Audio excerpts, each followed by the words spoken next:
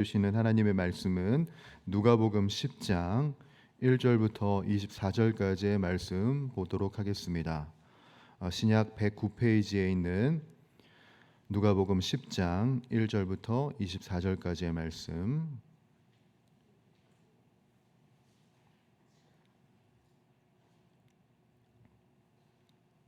우리 이 말씀을 한 목소리로 봉독하도록 하겠습니다. 그 후에 주께서 따로 70인을 세우사 친히 가시려는 각 동네와 각 지역으로 둘씩 앞서 보내시며 이르시되 추수할 것은 많되 일꾼이 적으니 그러므로 추수하는 주인에게 청하여 추수할 일꾼들을 보내주소서 하라. 갈지어다 내가 너희를 보냄이 어린 양을 이리 가운데로 보냄과 같도다. 전대나 배낭이나 신발을 가지지 말며 길에서 아무에게도 문안하지 말며 어느 집에 들어가든지 먼저 말하되 이 집이 평안할지어다 하라. 만일 평안을 받을 사람이 거기 있으면 너희의 평안이 그에게 머물 것이요 그렇지 않으면 너희에게로 돌아오리라. 그 집에 유하며 주는 것을 먹고 마시라. 일꾼이 그 삭슬 받는 것이 마땅하니라. 이 집에서 저 집으로 옮기지 말라. 어느 동네에 들어가든지 너희를 영접하거든 너희 앞에 차려놓은 것을 먹고 거기 있는 병자들을 고치고 또 말하기를 하나님의 나라가 너희에게 가까이 왔다 하라. 어느 동네에 들어가든지 너희를 영접하지 아니하거든 그 거리로 나와서 말하되 너희 동네에서 우리 발에 묻은 먼지도 너희에게 떨어 버리노라. 그러나 하나님의 나라가 가까이 온 줄을 알라 하라. 내가 너희에게 말하노니 그날에 소돔이 그 동네보다 견디기 쉬우리라. 화 있을진저 고라시나 화 있을진저 벳세다야 너희에게 행한 모든 권능을 두로와 시돈에서 행하였더라면 그들이 벌써 베옷을 입고 재에 앉아 회개하였으리라. 심판 때에 두로와 시돈이 너희보다 견디기 쉬우리라. 가버나움아 내가 하늘에까지 높아지겠느냐 음부에까지 낮아지리라.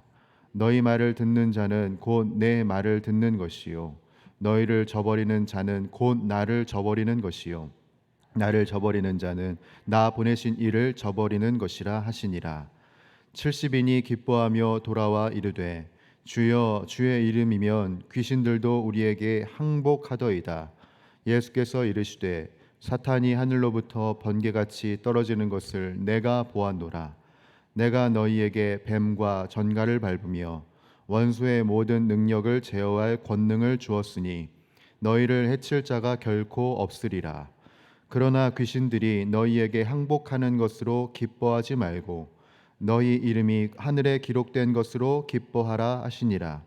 그때에 예수께서 성령으로 기뻐하시며 이르시되 천지의 주제이신 아버지여 이것을 지혜롭고 슬기 있는 자들에게는 숨기시고 어린 아이들에게는 나타내심을 감사하나이다. 옳소이다. 이렇게 된 것이 아버지의 뜻이니이다. 내 아버지께서 모든 것을 내게 주셨으니 아버지 외에는 아들이 누구인지 아는 자가 없고 아들과 또 아들의 소원대로 계시를 받은 자 외에는 아버지가 누구인지 아는 자가 없나이다 하시고 제자들을 돌아보시며 조용히 이르시되 너희가 보는 것을 보는 눈은 복이 있도다.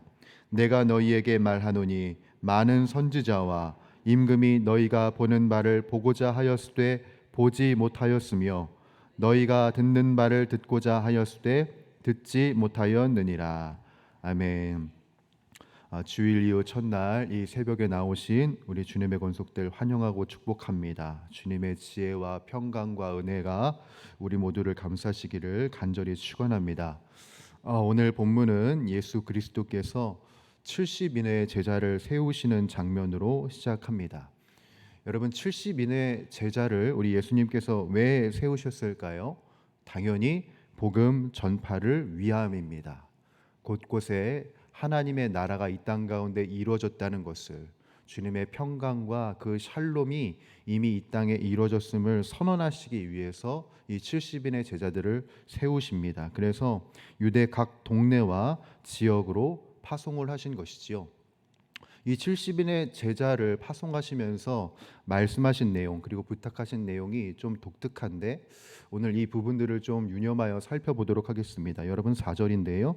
4절 한번 읽어보겠습니다. 시작. 전대나 배낭이나 신발을 가지지 말며 길에서 아무에게도 문안하지 말며 라고 당부를 하십니다. 전대 돈지갑입니다. 배낭 용품을 담은 가방입니다. 그리고 신발 여분의 신발을 의미하죠. 예수님께서는 70인의 제자들에게 이런 것들을 가지지 말라고 하십니다. 이 말씀은 무슨 의미냐? 여행에 필요한 최소한의 필수품조차 가지지 말라고 이야기하시는 거예요. 이게 우리로서는 굉장히 너무한 처사라고 느껴지지만 사실 예수님의 의도가 있습니다. 이렇게 말씀하신 의도는 무엇이냐? 제자들이 전도의 사명을 감당하면서 전적으로 하나님만을 의지할 것을 앞세우고 전적으로 하나님께 기도할 것을 당부하신 부탁이라는 것을 우리들은 눈치채야 됩니다. 여러분, 이스라엘 민족이 출애굽 때에 출애굽을 하고 나서 애굽을 나와서 광야를 떠돕니다. 이들이 광야를 떠돌았을 때 물자에 의해서 떠돌았습니까? 이들이 물을 찾기 위해서 이들이 전략품을 이렇게 채우기 위해서 전전합니까? 아닙니다. 출애굽의 백성들이 그 광야의 땅을 전전한 것은 철저하게 하나님의 뜻이었습니다, 여러분. 하나님의 음성과 하나님의 뜻에 귀 기울여서 하나님의 나라를 이루기 위한 그 움직임이 바로 광야에서의 생활이었지요. 바로 지금 이 70인의 제자들에게도 이런 동일한 모습이 요구가 되는 겁니다. 보이는 물질을 의지하는 것이 아닌 내 삶에 아무것도 없을 때 무엇에도 기대지 않는 오직 단 하나 하나님께만 기대는 그 자세를 지금 제자들에게 요구하셨다는 것이지요.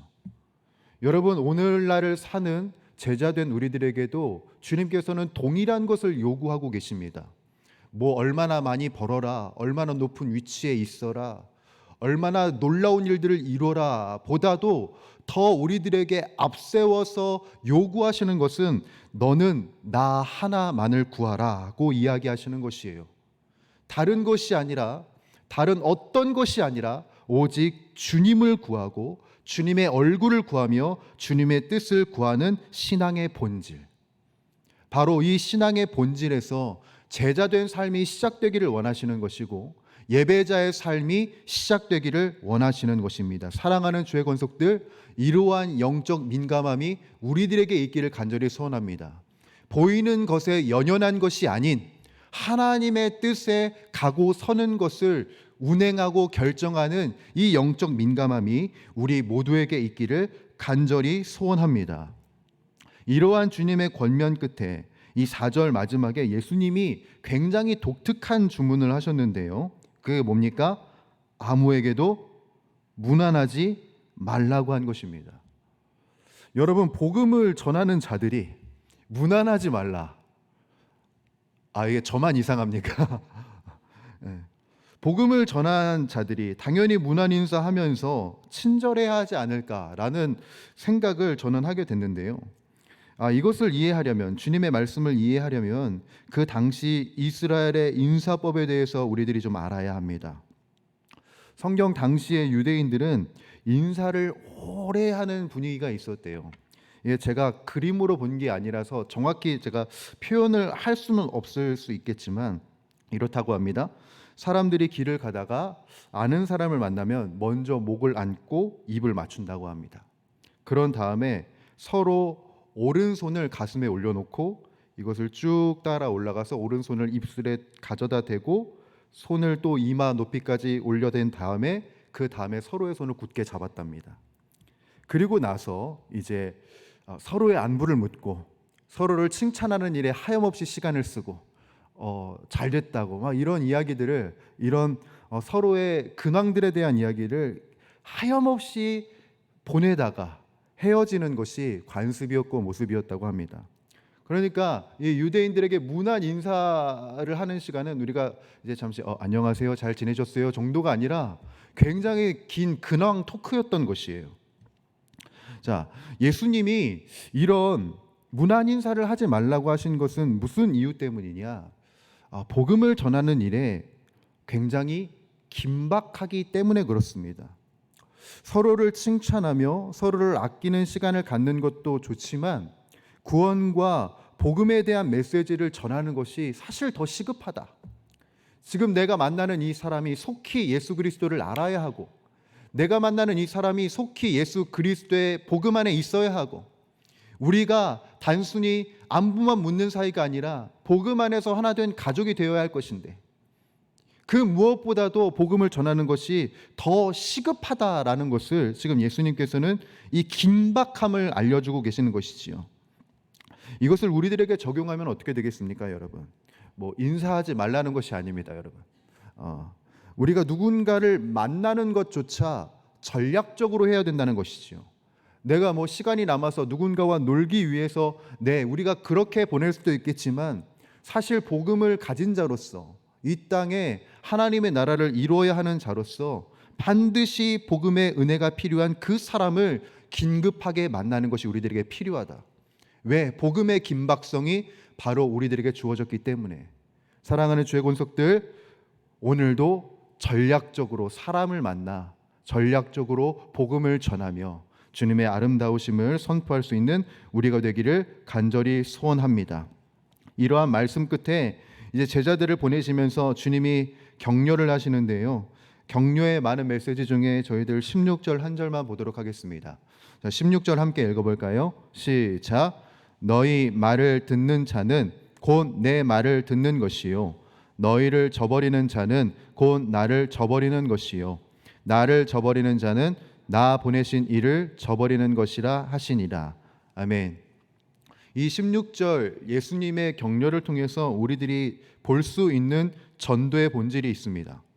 무엇이냐면 전도는 권세가 있다는 것입니다. 왜 여기에 이 전도의 권세가 있는 것인가? 전도는 예수님에게서 시작된 것이기 때문에 복과 화를 선포할 수 있는 권위를 우리가 부여받은 것이기 때문에 권세가 있는 것입니다. 그러므로 우리들은 자신 있게 영적 위엄을 갖고 복음을 전하고 전도를 할 필요가 있습니다. 눈치를 보거나 상대방의 반응에 위축돼서 혹은 거부할까봐 상처받을까봐 걱정할 필요가 없음을 격려하고 계시는 것이지요. 우리가 생각을 해보면 구약 시대의 선지자들이 예언을 선포할 때 바로 이러한 모습처럼 했습니다. 그 대표적인 선지자가 저는 예레미야라고 보여지는데요. 예레미야가 이 이스라엘 전역을 향하여서 무엇을 선포합니까? 바벨론에게 항복해야 한다고 선포를 했습니다. 당시 그 나라 분위기로 보아서는 절대 입 밖에서 내서는 안 되는 이야기였죠. 우리가 바벨론을 이길 것이다 라고 말하는 그 수많은 메시지들 속에서 이 예레미야는 바벨론에게 항복해야 한다고 어느 누가 보더라도 찬물을 끼얹는 발언을 했던 것입니다. 그러나 이 예레미야는 가감없이 이 이야기를 외치죠. 모든 이스라엘 전역에 말합니다. 왜냐하면 그 메시지가 바로 하나님에게서 시작된 것이었기 때문입니다. 여러분, 우리도 마찬가지죠. 복음을 전하는 것은 여러분 나의 말을 전하는 것이 아닙니다. 전능하신 하나님의 메시지를 전하는 것이고 하나님의 권위와 권능을 전하는 것입니다. 그러니 여러분 두려워하지 말고 오늘도 전도의 사명을 감당하는 저와 여러분들이 되기를 주님의 이름으로 부탁드립니다. 말씀을 마무리합니다. 사랑하는 주의 권속들, 우리가 아무것도 기대지 말고 오직 주님만 기대는 신앙의 모습을 살아가십시다. 그리고 영적 권위를 갖고 두려워하지 말고 주님의 복음을 전하는 우리 모두가 되기를 간절히 소원합니다. 우리가 그저 존재만 하는, 그저 여기에 있다는 교회가 아니라 곳곳에 복음을 선포하며 주님의 지상 명령을 선포하며 나가는 주님의 교회가 되기를 원합니다. 그래서 영원한 기쁨이 오직 하나님에게만 있음을, 참 행복과 참 기쁨이 오직 하나님에게만 있음을 저와 여러분들을 통하여 증거되고 전파되며, 그래서 하나님의 나라가 날로 날로 이 땅 가운데 확장되어지는 그 은혜가 있기를, 우리를 통해서 그 은혜가 시작되기를 주님의 이름으로 간절히 축원합니다. 기도하겠습니다. 사랑과 은혜가 풍성하신 우리 주 하나님 아버지, 블레싱데이 만남 주간을 저희들이 보내면서 이 말씀을 만나게 된 것은 우연이 아니라 우리를 향하신 하나님의 선하신 뜻인 줄 믿습니다. 복음을 전하는 일, 전도를 하는 일, 작정한 자들에게 복음을 알리는 일이 사실 두렵고 떨리는 일이지만, 그러나 주님, 우리들이 아무것도 두려워하지 않고 아무것도 기대지 않고 우리에게 영적 권위를 허락하시는 그 주님 의지하여 가감없이 주님의 말씀을 선포하게 하여 주옵시며, 우리의 선포를 통하여, 우리의 전도를 통하여 나의 곳곳과 그리고 이 지역과 이 나라 가운데 하나님의 나라가 아름답게 확장되는 것을 우리 눈으로 보게 하여 주시옵소서.